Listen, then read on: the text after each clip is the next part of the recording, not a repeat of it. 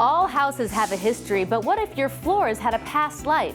They could come from a barn or factory that's over a century old, like much of the wood you see displayed here. Floors made from reclaimed wood are unique and give any room from kitchen to bath more character.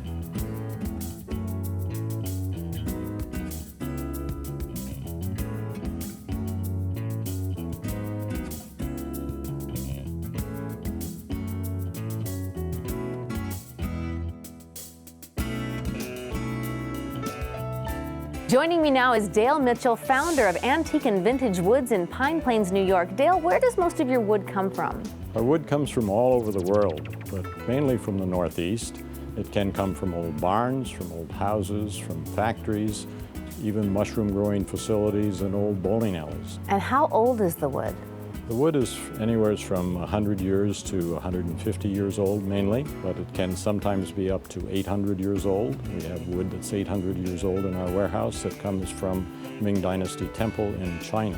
What makes reclaimed wood so special?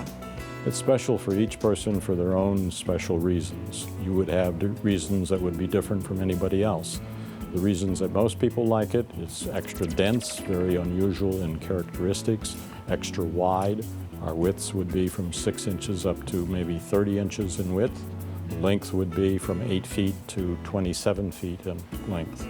And customers have lots of options in terms of species. What do you have here? We have probably 16 or more different species here. Behind us are a few examples, tobacco barn oak and heart pine, but they could be walnut, cherry, any number of 16 different species. And people can use this wood for more than just flooring, correct?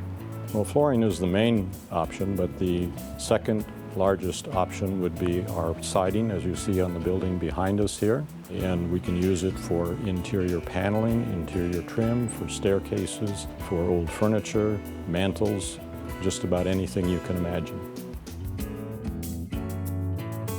So how is a building demolished while resurrecting the wood? Well, sometimes the job is done with a wrecking ball. Other times it's done by hand, piece by piece, so all the wood is preserved. The crews start with the roof, then move to the walls, trimming the boards and beams and removing some of the nails. The wood is then shipped to a warehouse like this or straight to a mill where we're going next.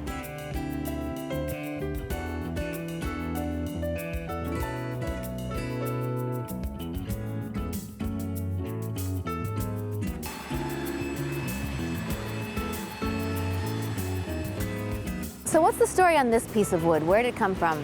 Well, this piece of wood came from the Revere Sugar Refinery in Red Hook, Brooklyn, and we bought it here to produce different types of products. What happens to it now that it's here?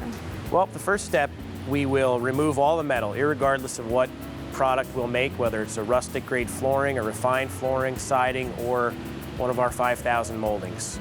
We will remove all the metal using our claw extractor, hammers, chisels, punches, and to find the small pieces, we'll use a metal detector. So you remove all of these nails by hand? That's right. There's no real fancy way to do it. We remove it by hand, and then we begin the manufacturing process. And talk us through that process. How does it work? Well, the first thing is we will resaw the material to a specific thickness. Then we will straight line rip it to a uniform width. Then we'll plane it to a uniform thickness, and then we will do a finished manufacturing process through our molder, and that will either produce flooring or a molding, and there's a few other things we can do as well. We can brush material and wire brush things to get different textures into the wood depending on the finishes. When we're finished with that, we'll defect it and cut out any unsound material. That's essentially it in a nutshell.